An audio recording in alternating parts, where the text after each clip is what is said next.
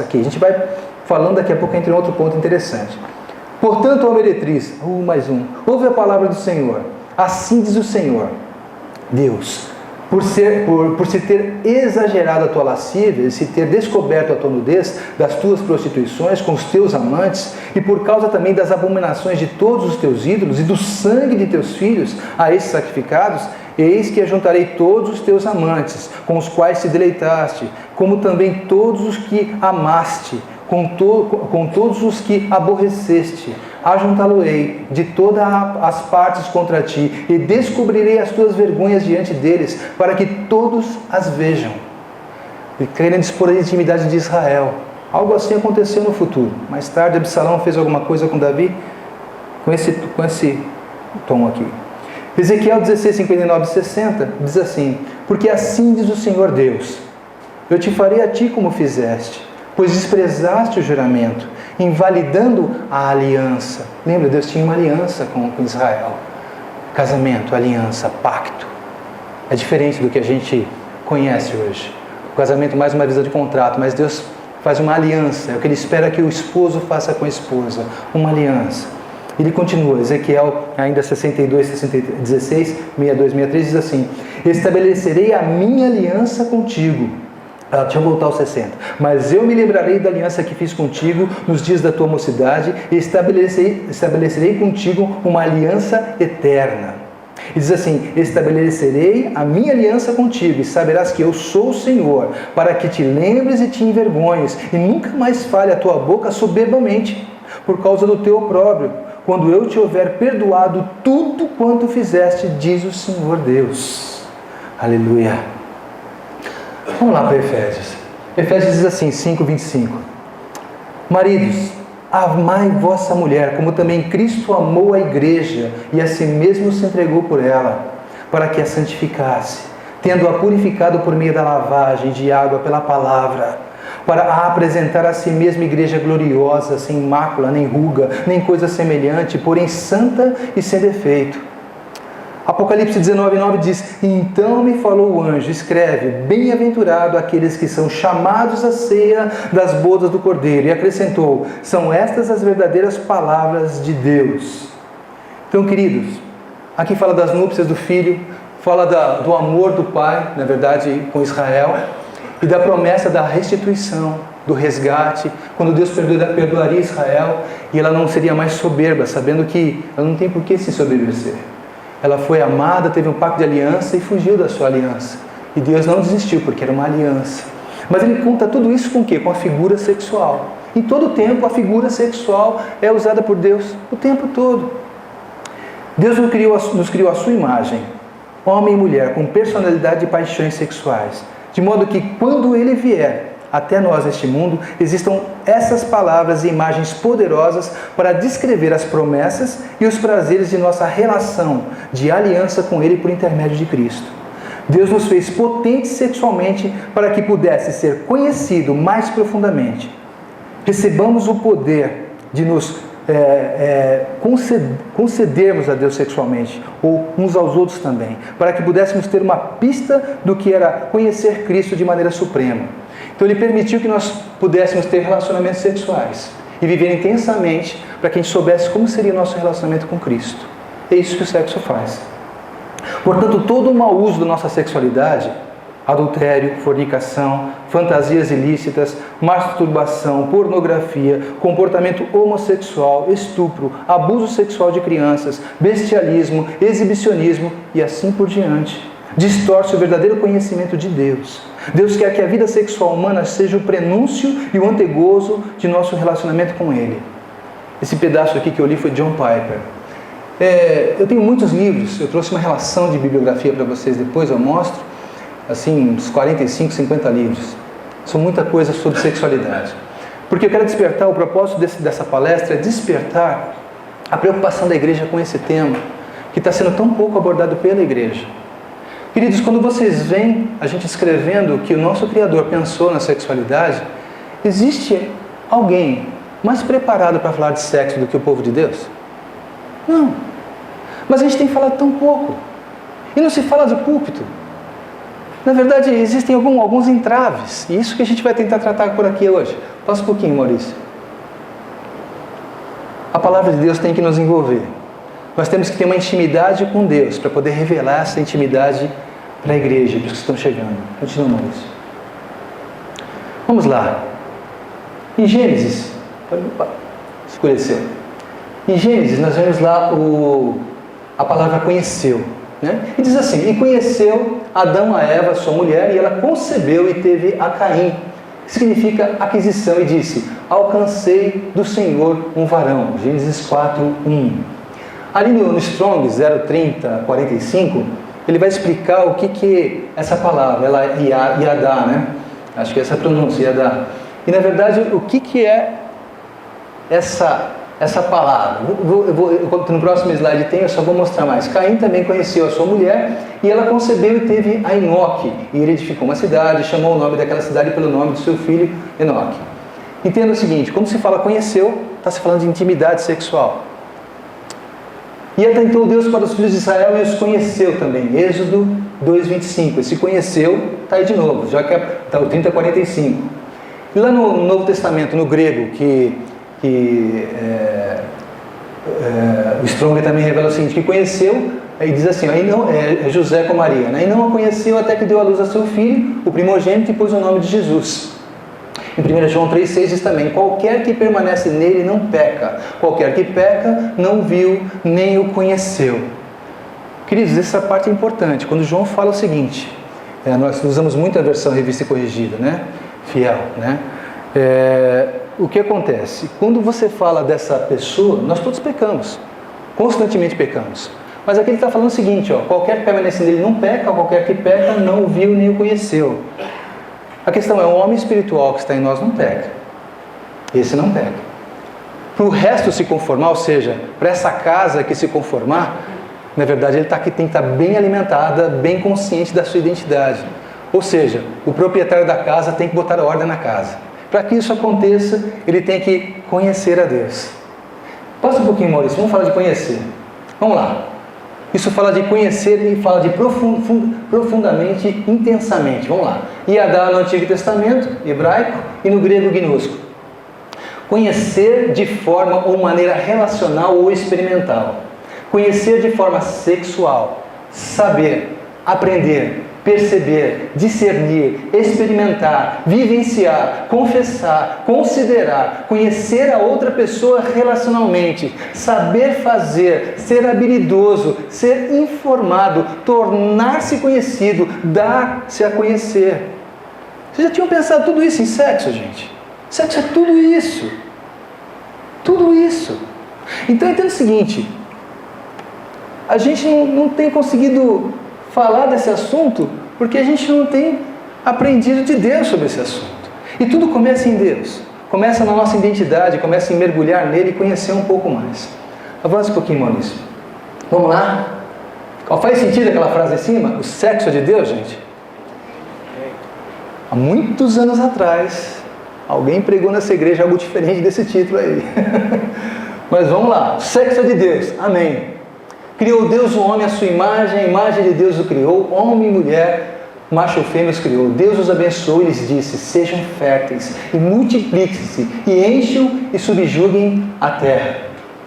E diz assim em Gênesis 2,18, essa parte é muito interessante. Então o Senhor Deus declarou, o que ele declarou ali, pessoal? Não é bom que o homem esteja só, é isso? Dá para ver lá atrás, não, né? Então assim, não é bom que o homem esteja só. Farei para ele alguém que o auxilie e corresponda. Então o Senhor Deus fez o homem cair em profundo sono. Enquanto este dormia, tirou-lhe uma das costelas, ou parte de um dos lados do homem, fechando o lugar com carne.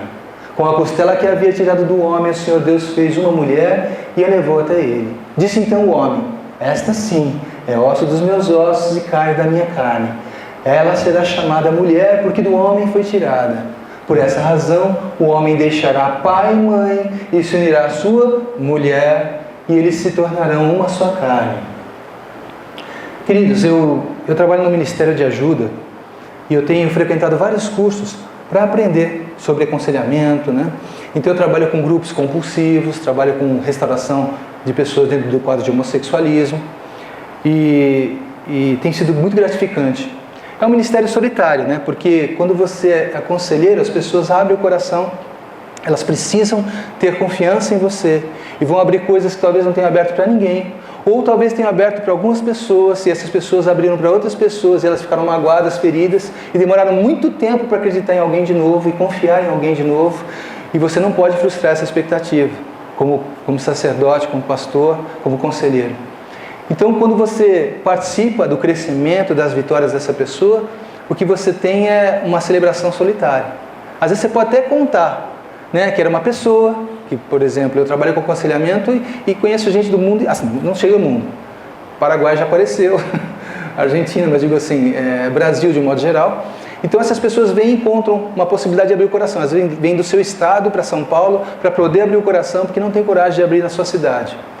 E a partir daí você vai acompanhando a vida delas.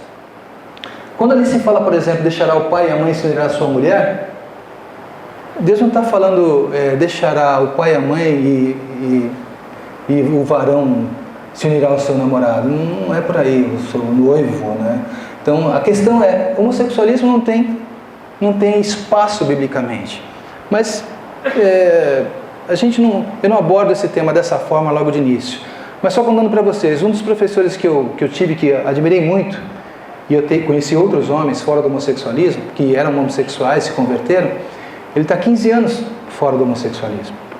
E ele falou o seguinte, desde que ele se converteu, ele nunca mais tocou num homem.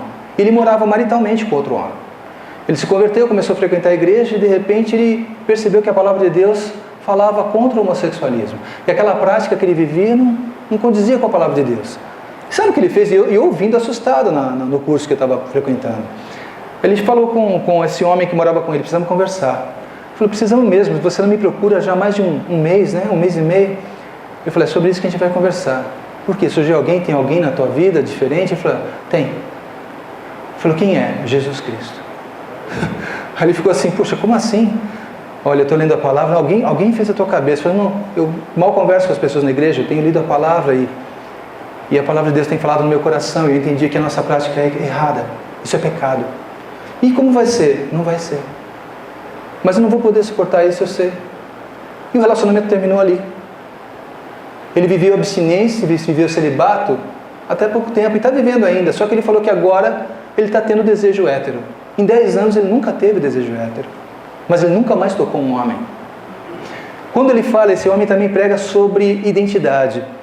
Quando ele fala sobre identidade, ele fala o seguinte, quando você conhece a Deus, queridos, esse negócio de conhecer Deus é muito, muito importante. Queridos, entenda o seguinte, em missões o pessoal fala o seguinte, tem 3 coisas que todo homem ou toda mulher tem que saber. Ele tem que nascer sabendo que ele tem que conhecer o Criador, conhecer Deus. Ele precisa conhecer Deus. O segundo objetivo dele é saber quem ele é. E o terceiro é entender propósito. São 3 coisas. Então, primeiro é conhecer a Deus.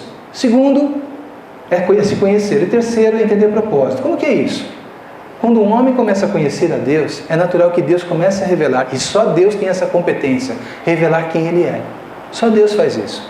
Lembra daquela cena de Pedro e Jesus? Quando Jesus vem perguntando para Pedro, Pedro, o que dizem os homens que eu sou? O que eles dizem?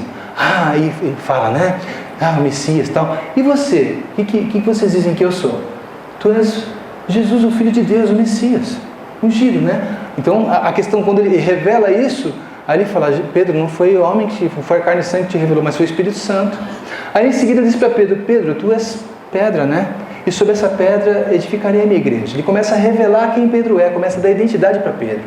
À medida que você vai para Deus, Deus começa a revelar-se para você, você vai sabendo quem você é. Bem, se você sabe quem você é, o terceiro ponto é, qual o propósito? Então, eu tenho um propósito.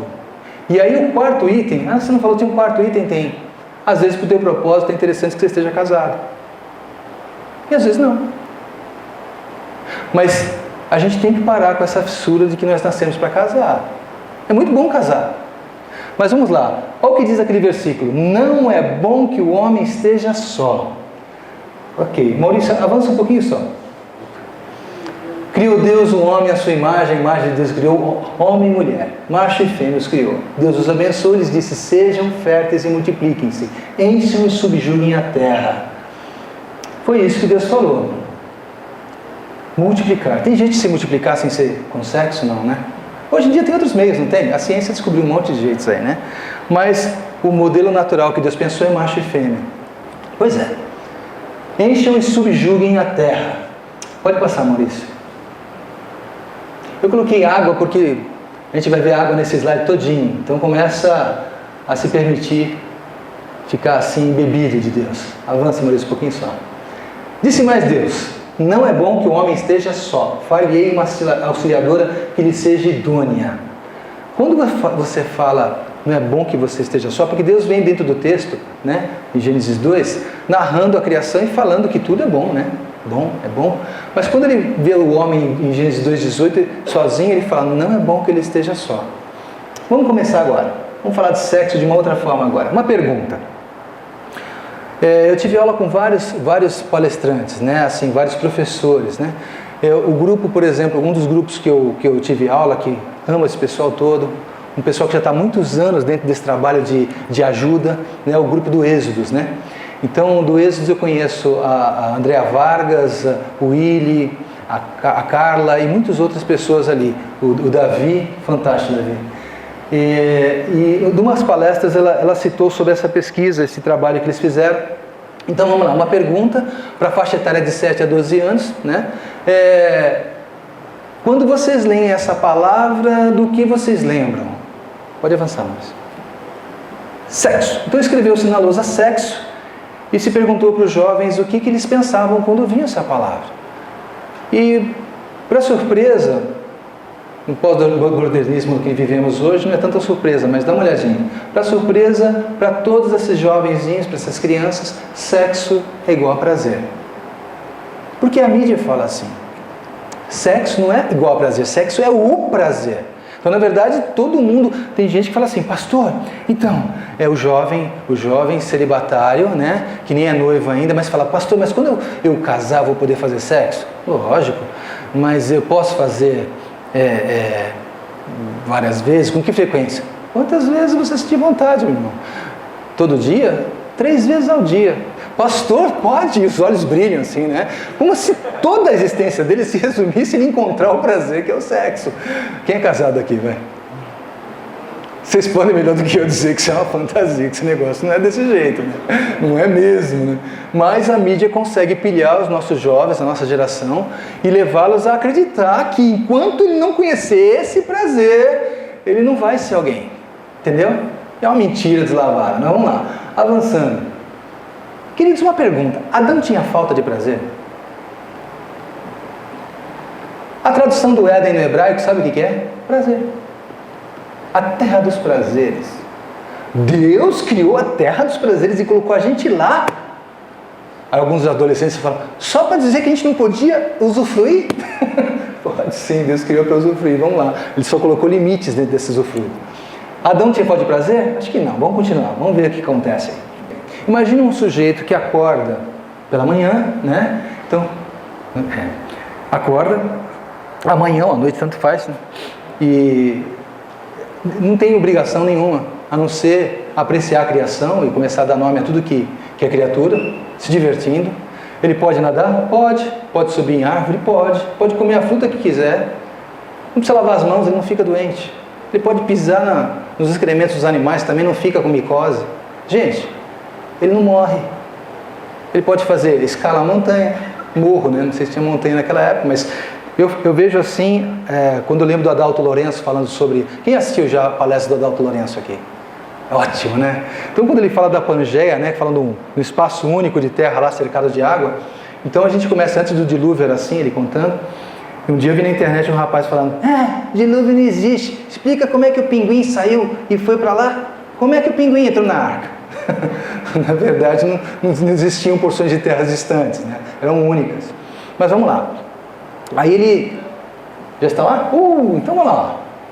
Pode passar mais um. Outro. Olha só, Adão podia comer todo tipo de fruta. Gente, eu acho que ele mordia, o negócio não apodrecia, né? Como é que era o negócio? Não tinha... Era outro contexto. Então ele podia morder e morder de novo a mesma fruta, nem tirava do pé, né? Só mordia. Ah, ele podia fazer surf? Podia. Ah, ele não tinha tecnologia para fazer uma prancha. Tem índio que os havaianos faziam surf com um tronco de árvore, e Adão tinha mais inteligência que isso. Ele fazia um negócio mais bonito. Mas vamos supor que ele caísse, tomasse aquela vaca e caísse, afundasse ali naquele mar revolto. O que acontece? Passa mais um. Aí ele pode segurar num golfinho? Pode. Ele pode simplesmente segurar num tubarão, porque o tubarão não vai mordê-lo também. E depois voltando ele pode, sei lá, descansar deitado na barriga do leão? Pode. O leão não vai morder, ele comia a erva do campo. Então herbívoros. Ele podia andar com todos esses animais aí, tudo era pura harmonia. Dá para imaginar que se Adão tinha falta de prazer, vocês acreditam que esse homem tinha falta de prazer? Gente, começa a imaginar a situação. Você desfrutando dessas férias que não tem fim. Sabe? Que delícia que esse negócio é, entendeu? Todo dia é domingo, sábado é domingo, entendeu? Que delícia, cara. E ir para o culto. Como que era o culto de Adão? O melhor pregador, sem limite, né? Sem origem e sem final, né? Então vamos lá. Adão tinha quem? Só Deus na virada do dia vindo falar com ele, né? Tinha culto todo dia, gente. Em qualquer lugar. Na relva, ou debaixo da árvore, em qualquer lugar. Só Deus vinha pregar para Adão, né? Continuando, vamos lá. Então, o problema de Adão parece que não era prazer. O problema de Adão era outro. Era a solidão. Quando ele olhava todos os outros animais e via macho, mas também via fêmea, ele olhou que não tinha fêmea para ele. E o problema é esse, não tinha ninguém que ministrasse, não é necessariamente uma fêmea, gente. Não tinha alguém parecido com ele mesmo, no qual ele pudesse conversar, se igualar, discutir assuntos e tudo mais. Não existia esse ser. Então, na verdade, Deus estava criando agora, a partir dele, a Eva. E ele teve que mergulhar num descanso, ele teve que se entregar para Deus, ele teve que descansar em Deus para que a coisa pudesse acontecer. Jovens, muitos jovens têm essa preocupação de casar e tudo que eles fazem, muitas vezes, para sair da sua casa até casar. Ou começa a trabalhar já quer casar. Queridos, é necessário você viver um tempo de solidão, é saudável. Você e Deus. E tem uma frase que não é minha também, que antes de você desnudar o corpo para alguém, é imperativo que você tenha desnudado ele para Deus. Não o corpo, mas a alma, o teu espírito. Você tem que entrar em intimidade com Deus. Então todo homem e mulher precisa viver um tempo de solidão, um tempo sozinho. Tem jovens que não conseguem ficar sem namorar, sem estar com alguém. Aquela preocupação, precisa aprender a ficar só um tempo. Adão ficou um tempo só. Isso não foi imediato, a Eva não veio assim.